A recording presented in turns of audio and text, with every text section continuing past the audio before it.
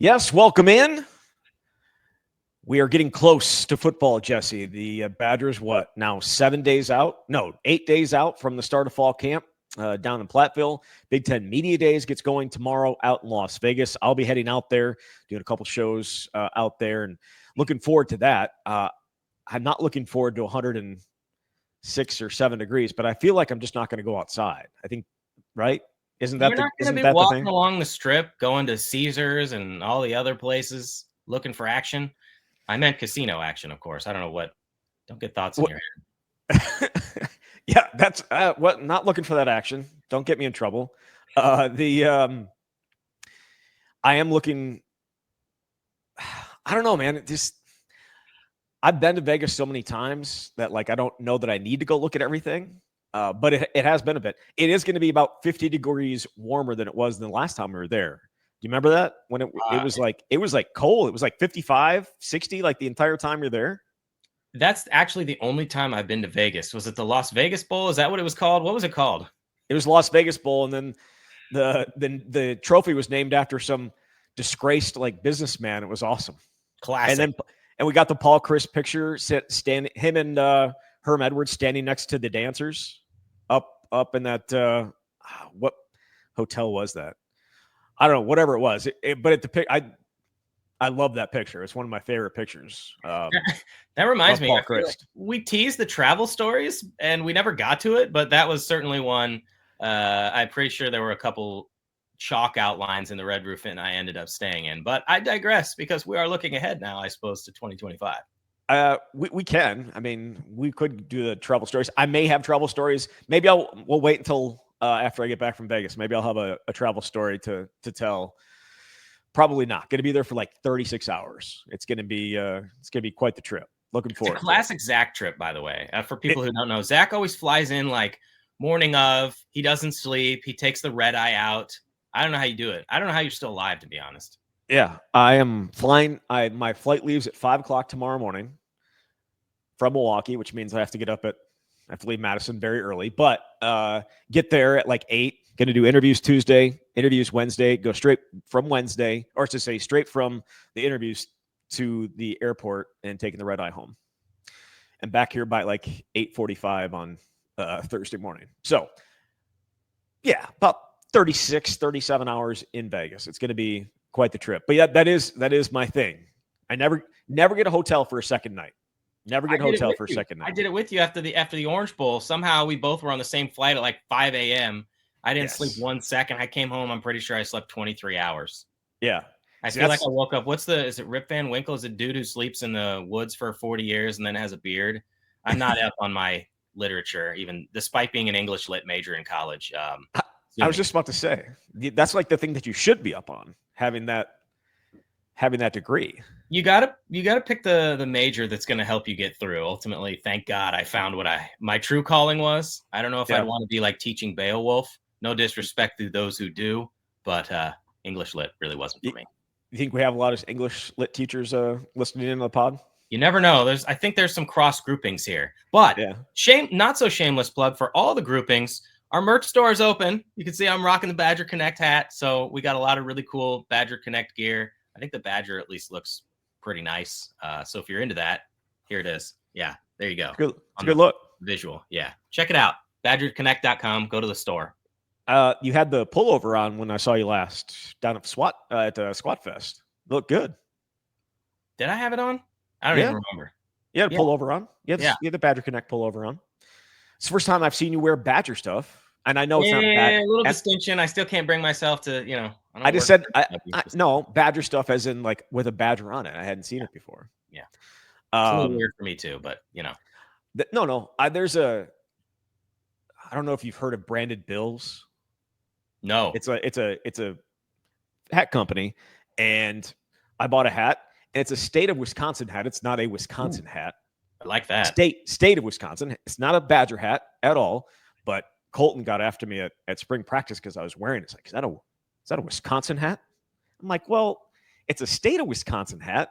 And now I feel weird wearing it when I'm around him or around anybody that could potentially be like, is that a Badger hat? So I'm wearing it out to Vegas, and I'm just gonna stick it in his face when we have a drink on Tuesday night.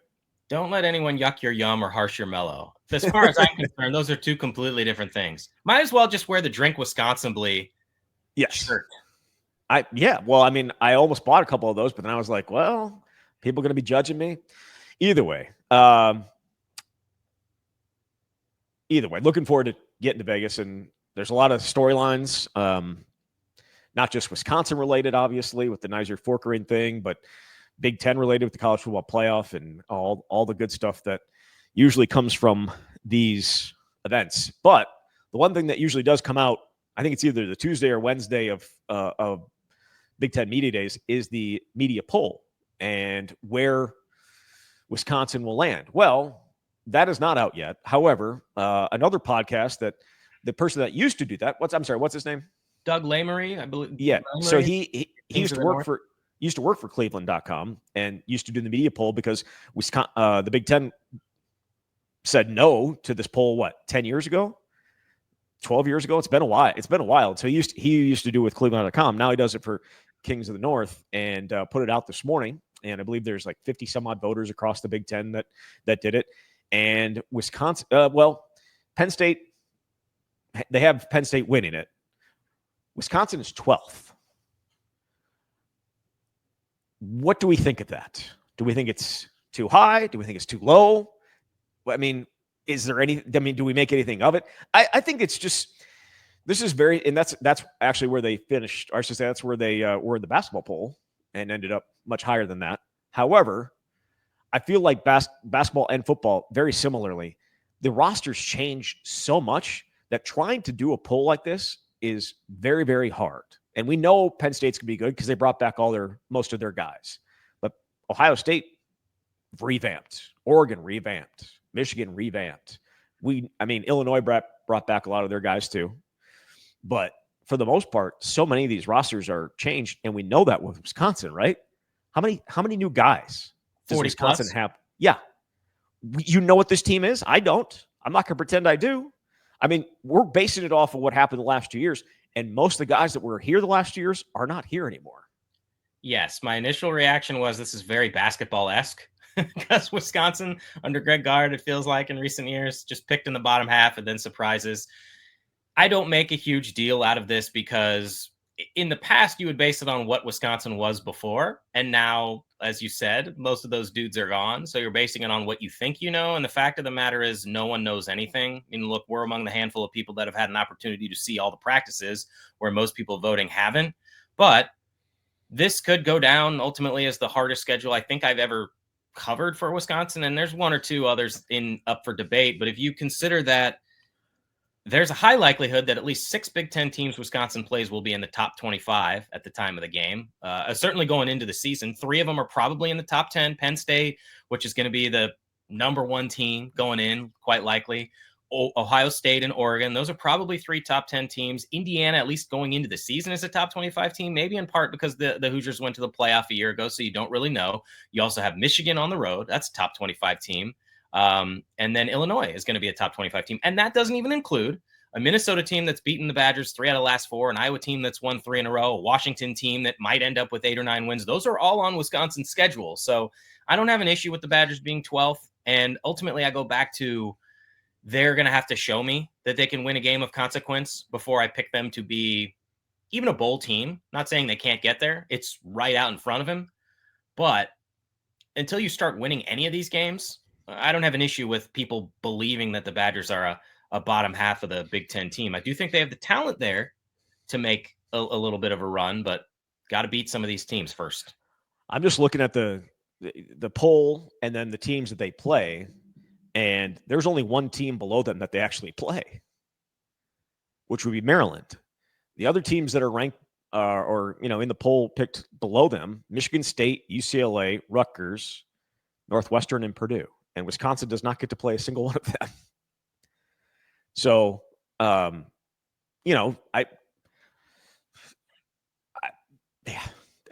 a really tough schedule. I mean, when we talk about schedule, and again, we have to look back at this at the end of the year because you go back to 2016 and you thought the start to that schedule with LSU and at Michigan State and at Michigan and home to Ohio State, all those teams you thought were going to be top 10 teams, top 15 teams. And obviously they beat LSU, and LSU didn't have a horrible year that year, but it was what it was. The coach got fired. So that is something that happened. Michigan State was horrible that year, and Wisconsin trounced them like they should have. And then Michigan and Ohio State were pretty good. So, but based on expectations going into this year, I don't think there's anything close to this schedule. I would agree. I think Nebraska that year was in the top 10 when Wisconsin played them and ended up unranked. So you had at least a couple teams in Michigan State and Nebraska that were unranked. They were unbeaten, right? Coming into that was a night game that went to overtime. I think so. Yeah. So and that was essentially the end of the Mike Riley era. Yeah. Yeah. So look, I know we spent months talking about the schedule, and it'll reveal itself when we finally get there. But obviously, there's no denying. I mean, I mentioned all those teams, plus you have Alabama, so that complicates things. You just can't ignore that. And even if Wisconsin is better, and I would expect them to be better based on what we saw a year ago, we'll have to see how many wins they can ultimately get. But point of the story is, I don't have a problem with people believing the Badgers are 12th. They have for quite some time now been in prove-it mode, and so far they have not been able to do that. Right. Exactly. We took a prove it mindset into last year, and it didn't happen. And I think we've taken that mindset this offseason, and I'm not going to change. That doesn't necessarily mean that I'm going to sit here and say they're horrible, right? Like that's not what I'm doing. And I'm not being negative about it. I think it's just the reality of the situation that there are some really, really good teams on the schedule. And I think Wisconsin is going to be better than what they have been the last couple of years. I mean, it's tough. It's tough to say how much better they're going to be. And I'm anxiously looking forward to it. And here's what I hope, if you're Wisconsin, and I know the season's still a month and it's like 40 days away, right? It's not too far away. They have to come out and hammer Miami of Ohio, right? Like just to make everyone feel good about this offseason, feel good about the season, the potential for it. Just go and hammer someone, because they haven't done that. They haven't. I mean, even in those early games these last 2 years, they haven't gone out and just smashed somebody. And that would be a great, great, great start to a year if they were able to take care of Miami of Ohio the way that Wisconsin teams in the past have. I'm not saying they have always done it. I don't remember who I was talking with. I think it was might have been you, the Georgia State game a couple years ago, and being like, that was a good team, and it needed that was the 2016 team, and they needed Alex Hornibrook to come in and save them from Georgia State. So it's not like it's not like it's always a blowout, but it'd be a nice way to start the year for sure.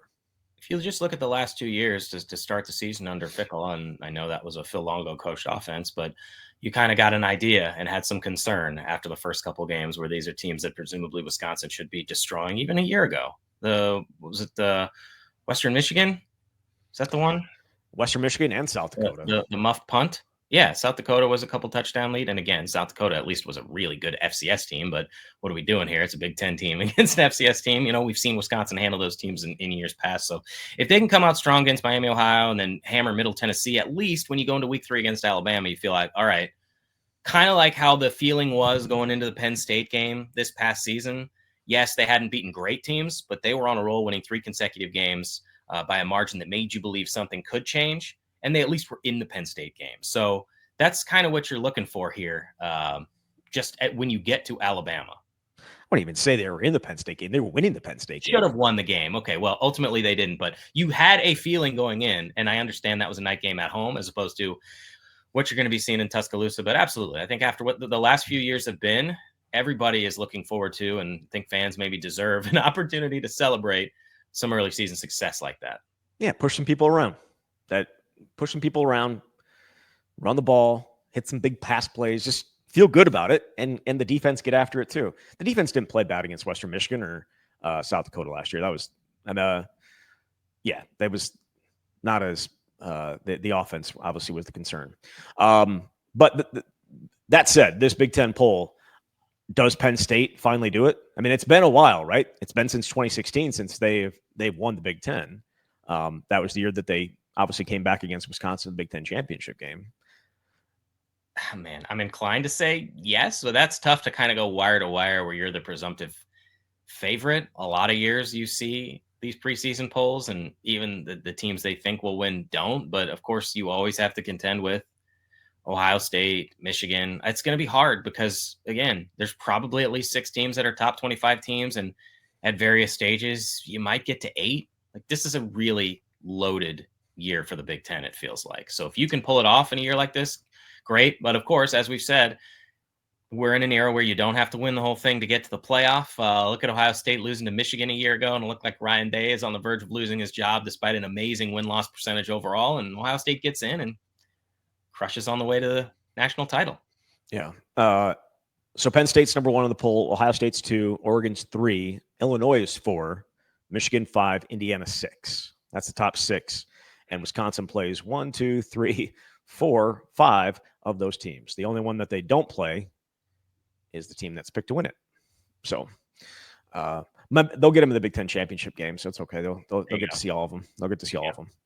All right, let's move on. We previewed the offense the last couple of shows. Now we're going to step in to the defense, and we will start along the defensive line, which is completely remade from last year and much needed, as that defensive line not big enough and got pushed around, and now they have a whole bunch of new bodies and different looking bodies at that defensive line spot. If you were to ask, if I'm to ask you, or I'm going to ask you, what's your depth chart to start? Oh man, so you got to pull it up.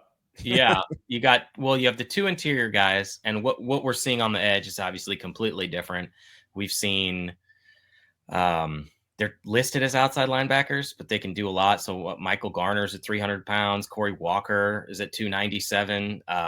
Like, those have been the top guys on the edge, right? Or no, not Garner. Not Walker Garner. Yeah, Walker is. Walker has been. And Peterson in there. Yep. It's kind of like, it's not your traditional defense in the sense that they're like outside linebackers, but they're D-end edge guys.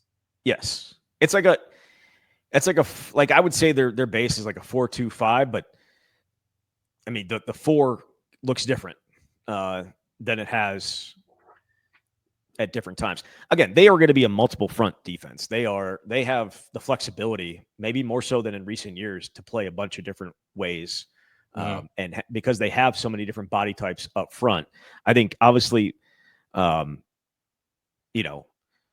Charles Perkins and a Ben Barton, right? Like some of these guys that have been around. The only one that's like not huge, right, is Dylan Johnson, and I think he's gonna play a bunch of snaps as well. Run on down the list. They added so many guys. Parker Peterson, right? Like to help stop the run. If they don't stop the run this year, it will not be because of a lack of trying. It will not be because of lack of size. It'll be a lack of execution. Whereas last year, I think it was a lack of size and a lack of execution, and quite frankly, a lack of scheme, especially against Iowa. And I know I don't want to keep on harping back to that because it's a completely different group, but they're the ones that are harping back to it, right? With the 42 push-ups and the 42 setup, like all that stuff. This defensive line was remade because, in my opinion, because of that game. Yeah, obviously that is the game that stands out most, and certainly the 5-game losing streak, which we know what happened. But I think I wrote this: the top 6 D linemen a year ago averaged 295 pounds, and you can go down the roster now. They went and got 300-plus pound guys. They bulked up guys. I think I would say, would you go Charles Perkins, Ben Barton as kind of the top 2 interior guys? And Parker Peterson obviously will be in there. Javier Suggs, of course. Yeah. Perkins, as we talked about in the spring, has a little bit of that nastiness and playmaking ability, which is exactly what you want. He's a big dude. So they've got a lot of options, and they ranked last a year ago in tackles for loss, which is just a mind-blowing stat when you consider how good this defense and disruptive this defense was for so many years. And this is part of the reason why they've revamped the group.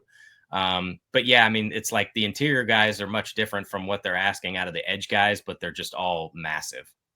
I'm also very intrigued by Jamel Howard. It's a guy that, quite honestly, was forgotten about last year and the year before. A big guy that, like, can you just get a few snaps out of him? And they got nothing out of him. And then he enters the transfer portal, and you're like, all right, well, that was a big win for them in the recruiting department, and I guess it's just not going to work out. And then he comes back, and he looked like a different guy in the spring. And I'm intrigued by the potential for him to be able to make an impact. They didn't bring him back for no reason, and he certainly, I think, turned some heads in the spring at different times. Maybe he's going to finally hit on some of that potential that we thought he had coming in. It's hard to know how many guys ultimately they're going to use. Luke Fickell has said since the first season that he wanted like 6 defensive linemen that they could rotate, and we've seen how that went. And obviously, a year ago, the circumstances weren't ideal because you lose a James Thompson Jr. Now you've got a whole offseason to figure out your rotation. But guys like, I mean, Dylan Johnson, too. Everybody on the team says he's the strongest guy on the team, has the wrestling background, is a little bit kind of shorter, but super muscular and physical. You mentioned he's going to have a role of some sort.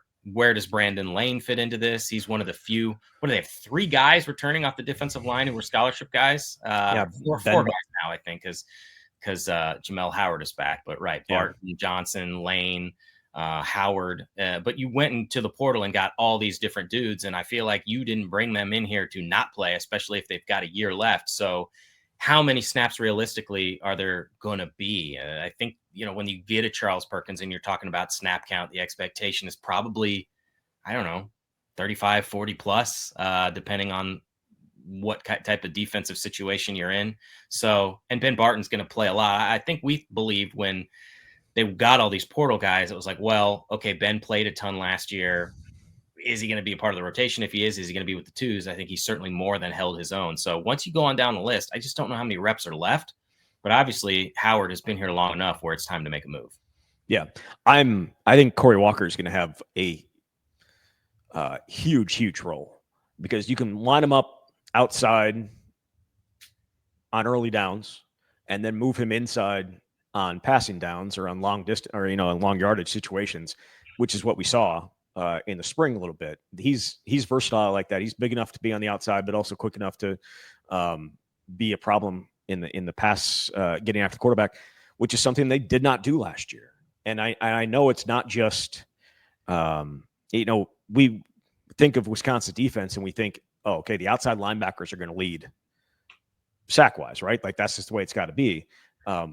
In this, I think, and I know he's listed as an outside linebacker, but he has the ability to do a couple of different things for them. And I think he might be their most versatile piece along the line.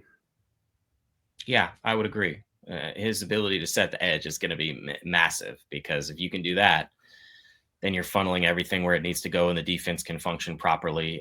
We mentioned Michael Garner too. He's going to be a huge part of this. And just the outside linebacker room in general, it's as versatile as it's been in a long time, which is intentional when you've got 300 and 297 pound dudes and you've got 245 pound guys, but they need some playmaking ability out of that entire room. Yes. And I guess we could take this moment to talk about some of those guys. Daryl Peterson was non-existent is an unfair term. He was put in some tough situations last year, and he's going to be put in some tough situations this year too. But I don't know that they're going to be relying on him as much as they did last year. But he's also a starter, right? Yeah, he gained a lot of weight. They're putting him with his more hand in the ground type stuff. And I don't know if you're going to see it reflected in the statistics and productivity that way. But again, if you do your job, you allow the opportunity for some of these other guys to run free. So they have some playmaking ability there with, again, those different body types. Sebastian Cheeks, Tyrese Fearbry, who they brought in from Kentucky. I think he turned some heads, at least a little bit in spring ball. Those are more of your quicker, more twitchy type guys. And Nicholas Clayton, who I wrote about today, obviously Brady Collins has raved about his offseason. I think, and I had a chance to talk to Nick. His conversations with Matt Mitchell were about trying to have a role in the 3rd and long type situations, and obviously also on special teams. We saw in the spring showcase him getting 3 sacks. I know it was with the reserves, but to come in at 199 pounds and to by the end of Squat Fest be 234 with the expectation that you're going to get to 240, gaining 40 pounds in one offseason is pretty remarkable. And I also don't want to forget about Mason Riger either. He's been a lost in the shuffle guy because we didn't see him at all in spring ball, but I think he can make an impact. He's been cleared since May 18th. I actually just had an opportunity to talk to him for a story that's going to be running later this week at Badger Connect. I don't want to forget about him because I think he can be someone that really helps this defense. Yeah, he has. You're right. Has not been a visual on the field, but he's been documenting his recovery off the field on Instagram. Feels like, a ton of effort being put into that recovery, and you can check it out on his Instagram if that's something that you're interested in learning more about him, because he has documented all of it. But yeah, the linebacker group, outside linebacker group for sure, getting after the passer, it has to be an absolute. It is an absolute necessity after what happened last year, and it became even more of a necessity, I think, in my opinion, with the loss of Nazir Forkering and just asking that secondary to hold up even longer when it's going to be a little bit less experienced. Not ideal. We talked about the outside linebackers, inside linebackers. These two, with Taka Curtis and Christian Allegro, have a chance to go back to the standard of what it was, I think, before the last couple of years. Should also mention Aaron Witt, outside linebacker, playing that star linebacker role, a little bit more off the ball. I don't think you're necessarily going to see him in some of those, as many of the pass rushing type situations, but obviously been here many years, going to be a big part of that group from what we've seen when they're out there on the field. He's in the linebacker unit next to Allegro and Curtis, but absolutely Allegro, to me, yeah, he had a very good sophomore season. I think this junior year is going to be outstanding for him. And Curtis last year was hindered by just recovering from injury, I think, and learning this defense. And I think both those guys, yeah, absolutely are going to be leaders to that group. If Allegro doesn't lead the team in tackles, I'll be shocked. But you need more than just those two guys. And that's where I think it gets a little bit interesting. Can Mason Posta come in here and make an immediate impact? I don't know. Very highly regarded, but those two guys will absolutely be leading the way. They will be. My hope, as it was for Braylon Allen, is that Christian Allegro is so amazing that they retire the number, because 0 on any player just doesn't look good. So that's my lone number critic. I just can't get behind this philosophy that single digits are amazing and makes everyone faster, but 0 makes it slower. We don't have to relitigate this, but I'm not on board with this. It's a single digit.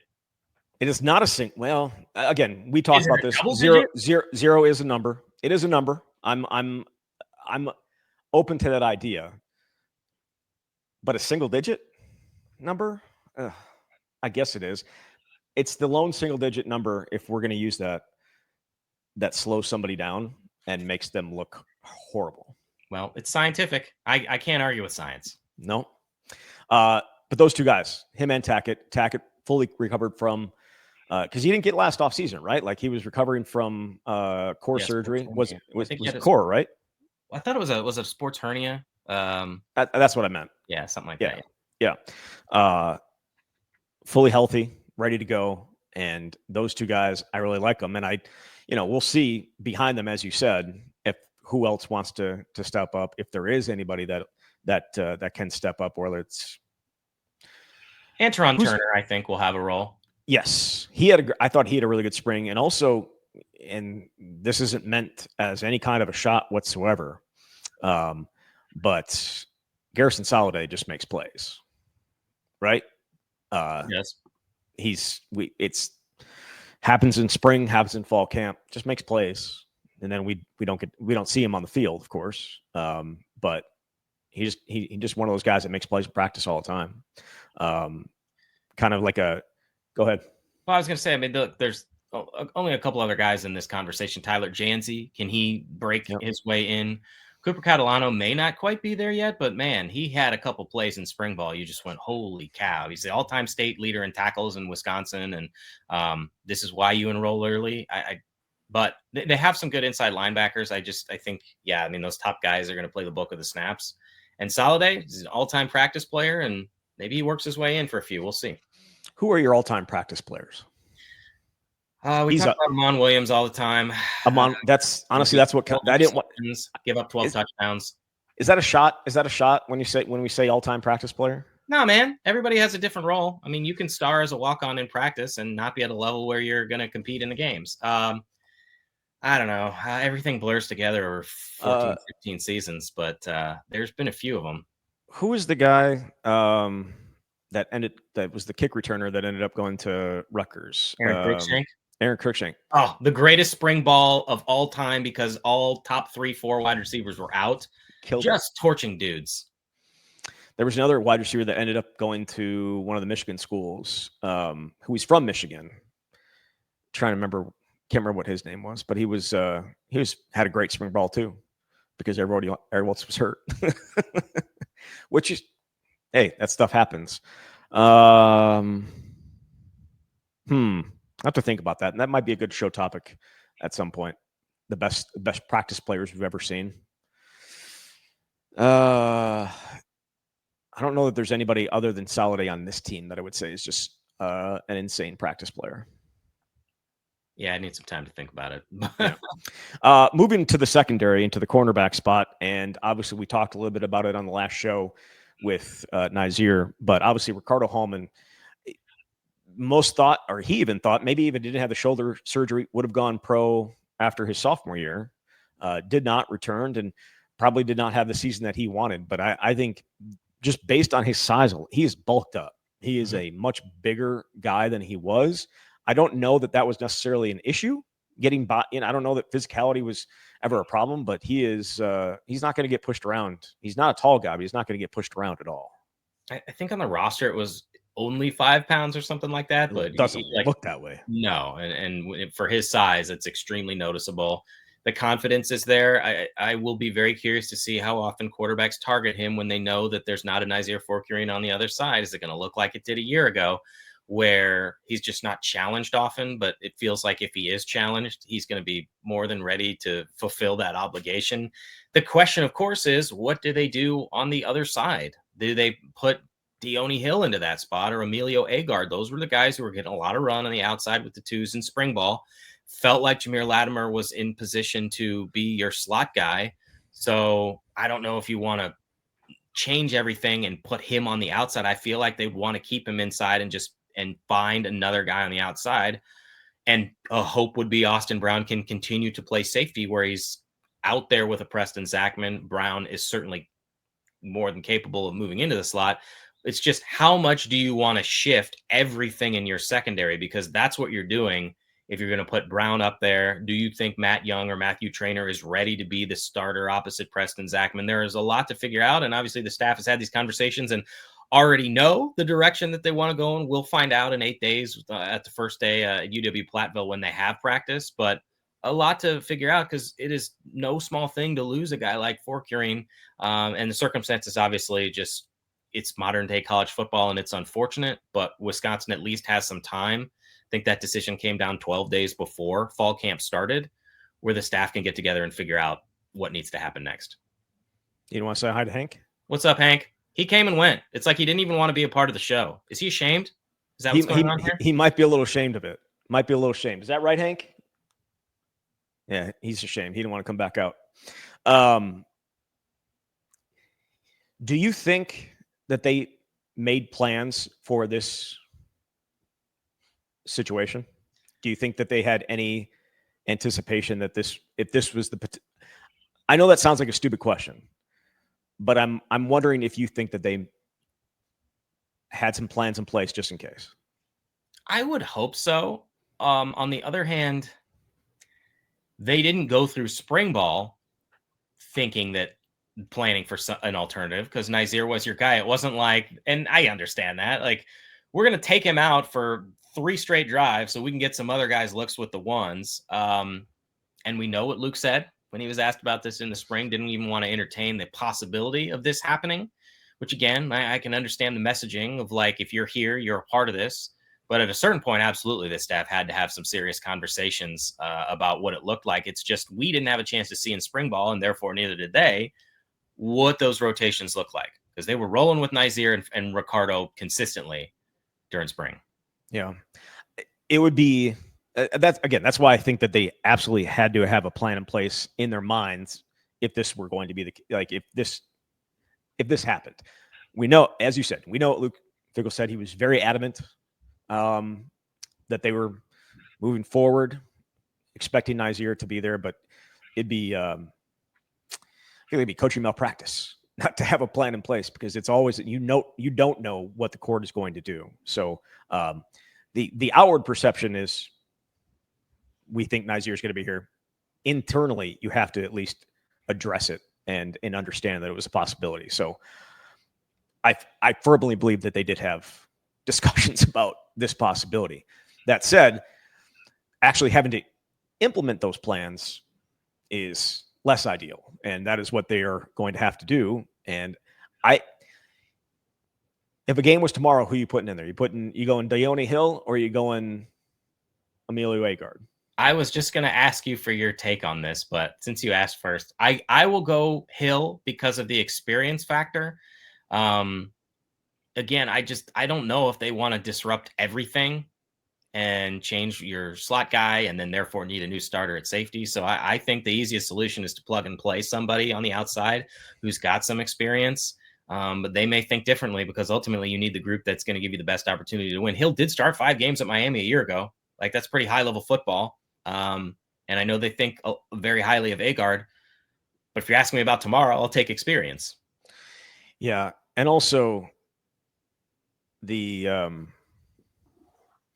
size that the group took, like the hit to size that the group took with the loss of Forkering, the guys that you're going to be putting in there are both under 6 feet, right? Like I should say the possibilities of the guys that you would be putting in there, whether it's Latimer, whether it's Agard, what is Hill? Hill's listed at 6 feet, but you don't have, all of a sudden you don't have a 6'2" guy there. And the thing is, some of the younger guys are bigger, right? Kyrus Gaines is over 6 feet. Jimmer Scotts is over 6 feet. Like, they have some size in the younger guys, but maybe not in the guys that you're ready to throw out there right now. Again, Emilio Agard's put on a ton of weight, and we know what he can do in the weight room. It's just got to go out, and that has to show up on the field too. And I'm sure it will. He is put together pretty well too. So say they don't, or I should say they do move Brown to the slot. Who is your other safety? At this point, I'm going to go with Matt Young, just because he made a lot of plays in the spring, and that may not be fair to Trainer because he was hurt, so we didn't get to see him. The guy was one of the best in the FCS. I think was freshman of the year at his position. But Young's just always around the ball, it feels like. I just like him. I mean, playmaker. But I think they're in a decent spot there, at least with your top 3 if they do move Brown. And Preston Zachman, very steady, made a ton of plays, has made plays for a long time.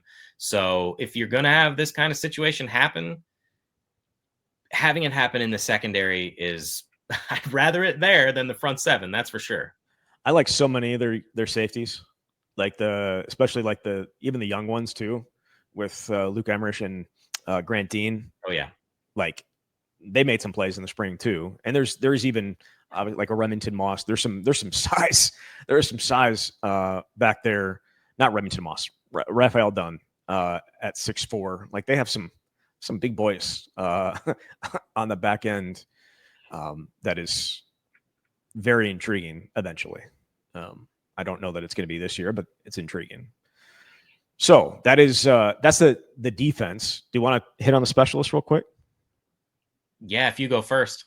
Okay. All right. So obviously what we talked about in the spring with Nathaniel Vacos, had a great spring, but he's in a competition, right? I mean, he is certainly based on what we saw in the spring. He is in competition with Gavin Lom, and Gavin Lom is another guy that was in the portal and then came back and showed out in the spring, I thought, and he's got the bigger leg of the two, certainly. But Vacos, I think, took some of that competition as a little bit of a chip, and he hit from 52, or I should say from 50 as well. That a special teams practice, wasn't it? Or was it? Yeah. I think this will be Nathaniel's job, but the difference is if you miss, if the 50 plus is an issue, and it has been in the past, that they have a guy in Lom who can come in and hit some of those kicks. So I guess the margin for error is slimmer, but it's not like I think Nathaniel had a bad spring. It's just that Lom really stood out and was pretty consistent, which is a good issue to have.